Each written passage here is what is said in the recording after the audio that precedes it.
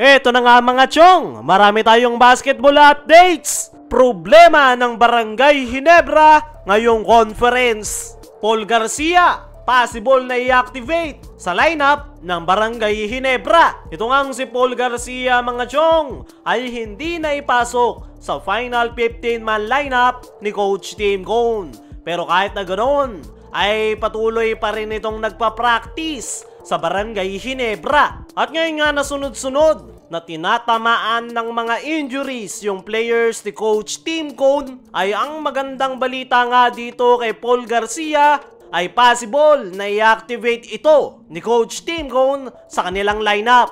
Ayon nga sa ating mga trusted source, ay kinoconsider nga ngayon ni Coach Tim Cone na i-activate pansamantala itong si Paul Garcia sa kanilang active lineup para punan yung butas ng kanilang kuponan. Possible nga na matagalan pa bago makabalik sa paglalaro itong si Stephen Holt at Japet Aguilar, dahil naniniguro nga ang Barangay Ginebra na hindi nalalala pa yung kanilang injuries. At kung mangyayari nga yan mga chong, ay isa itong si Paul Garcia sa kinoconsider ngayon ng Barangay Ginebra na ipasok sa kanilang active lineup. At hindi nga malabong mangyari yan mga chong, dahil napakaganda ng ipinapakita nitong si Paul Garcia sa kanilang team practice. Kahit wala ngang kasiguraduhan, itong si Paul Garcia sa Barangay Ginebra ay tuloy-tuloy pa nga rin yung grind nito, kung saan pinapanatili nga nitong kondisyon ang kanyang katawan. Actually, si Paul Garcia ang isa sa pinakamaaga palagi sa team practice ng kanyang koponan. Hindi nga ito nagpapahuli, kung saan talagang sinasabayan niya yung mga key players ni Coach Tim Cone, at kapag tapos na yung kanilang practice ay hindi nga agad-agad umuuwi ang nasabing gwardya, dahil nag-extra shooting drills pa nga ito para mas i-improve pa yung kanyang outside shots. Para sa akin mga chong, ay sakali na may activate sa Barangay Ginebra lineup itong si Paul Garcia, ay malaki ang may tutulong nito para sa kanilang kuponan, dahil may pagkakahalin tulad nga ito sa laro ni Scottie Thompson, hustle at napakataas ng energy. Isa pa, nangangailangan nga si Coach Tim ng more players, dahil pinapalawak na nga nito ngayon yung kanyang rotation para hindi tamaan ng injuries yung ilan niya pang mga key players,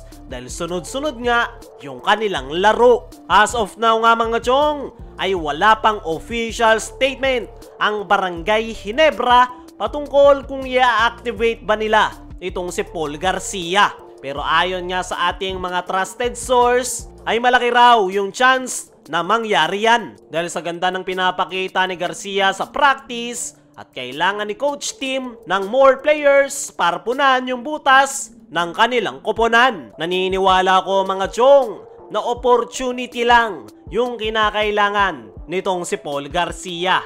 Isa nga itong napakahusay na player at napakasipag pa, kaya sakali man mamabigyan talaga ito ng opportunity ni Coach Tim na may activate muli at mabigyan ng kahit konting playing time, ay paniguradong makapagpapakita ng magandang performance itong si Paul Garcia. Hindi man ito makapuntos, ay makakatulong naman ito pagdating sa depensa at pagbibigay ng energy sa kanyang kuponan, dahil gaya nga ng sabi natin kanina, may pagkakahalin tulad ito kay Scottie Thompson. Kaya naman ngayong injured si Stephen Holt, ay mas magandang i-activate muna pansamantala si Paul Garcia para masubukan.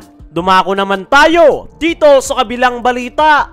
Problema ng Barangay Ginebra ngayong conference. As of now nga mga chong, ay kasalukuyang merong 3 wins at 1 loss record ang Barangay Ginebra. Malayo pa nga ang PBA playoffs, pero ngayon pa lang ay ramdam na nila yung kanilang mga problema, which is yung pagkaka-injured ng kanilang mga players. Bago magsimula ang Commissioner's Cup, ay meron ng mga injured players si Coach Tim na sila Isaac Go, Jeremiah Gray at Jamie Malonzo. Puro mga key players yan ng Barangay Ginebra, pero nadagdagan pa nga yung kanilang injured list dahil sa pagkaka-injured ni Stephen Holt matapos masaktan ang kanyang tuhod at maging itong nag-iisa nilang reliable big man na si Japet Aguilar kung saan merong pumitik na ligaments sa kanyang hita. Kaya naman,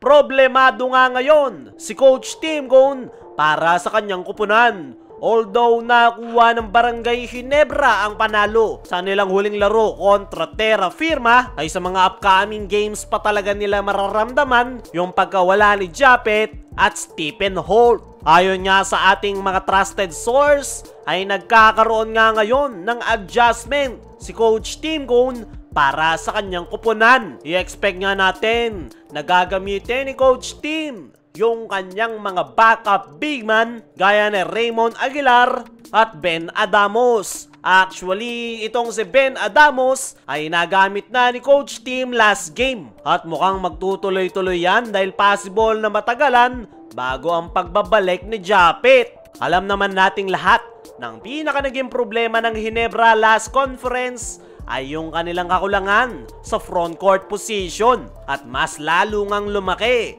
yung problema na yan matapos tamaan ng injury itong si Japet Aguilar. Para sa akin mga chong, ay naniniwala ko na kaya yang magawan ng paraan ni Coach Tim Cone. At yan nga yung aantabayanan natin sa mga upcoming games ng Barangay Ginebra. Kaya mga chong, ano ang masasabi nyo sa problemang kinakarap ngayon ng Barangay Ginebra? Ano rin yung masasabi nyo ngayong possible na i-activate nila itong si Paul Garcia? I-comment mo lang dyan sa ibaba.